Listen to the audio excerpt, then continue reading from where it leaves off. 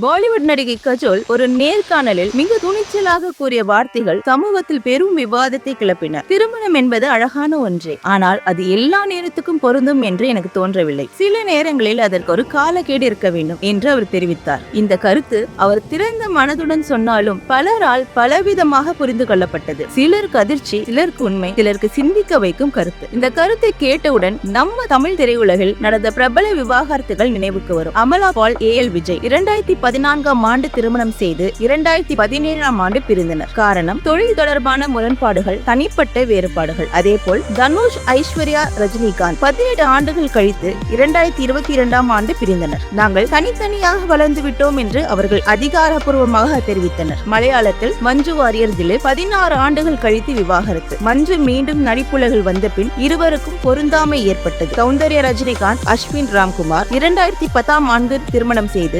2017ஆம் ஆண்டு பிரிந்தனர். பின்னர் சௌந்தர்யா விஷாகன் மனகாமுடியை திருமணம் செய்தார். பிரபுதேவா, ரமலத் நீண்ட கால திருமணத்துக்கு பிறகு 2010ஆம் ஆண்டு விவாகரத்து. அப்போது நயன்தாராவுடன் இருந்த உறவு ஊடகங்களில் பெரியதாக பேசப்பட்டது. இந்த எல்லா சம்பவங்களும் நடுத்தர சமூகத்தில் தாக்கத்தை ஏற்படுத்துகின்றன. நம்ம குழந்தைகள் பிரபலங்களை முன்மாதிரியாக காண்கிறார்கள். அவர்கள் திருமண விருப்பம், காதல் தற்காலிகம் என்ற எண்ணங்களை பெறுகிறார்கள். இதனால் எதிர்காலத்தில் மன அமைதி குலைவு, உறவுகளில் பயம், குடும்ப முறிவு போன்றவை உருவாகும் அபாயம் உள்ளது. ஆனால் நம்ம சமூகத்தின் உண்மை வேறுபட்டது. நடுத்தர குடும்பங்களில் திருமணம் என்பது உறவின் நம்பிக்கை, தாய் தந்தையின் புரிதல், தியாகம், பொறுமை. இதுவே உண்மையான முன்மாதிரி. திருமணம் ஒரு பொழுதுபோக்கல்ல, அது வாழ்நாள் முழுவதும் பொறுப்பேற்க வேண்டிய ஒன்று. பிரபலங்கள் காதல் குறையும் என்று சொன்னாலும் சாதாரண தம்பதிகள் தினமும் காதல் வளர்கிறது என்பதை நிரூபிக்கிறார்கள். அதனால் சொல்ல வேண்டிய முக்கியமான செய்தி, பிரபலங்கள் விவாகரத்து செய்வது அவர்களுடைய தேர்வு. ஆனால் அதை கண்மூடித்தனமாக பின்பற்றக்கூடாது. நம்ம கலாச்சாரத்தில் திருமணம் புனிதமானது. அது ஒரு மன உறவு, ஒரு சமூக பொறுப்பு. நம்ம எதிர்கால தலைமுறைக்கு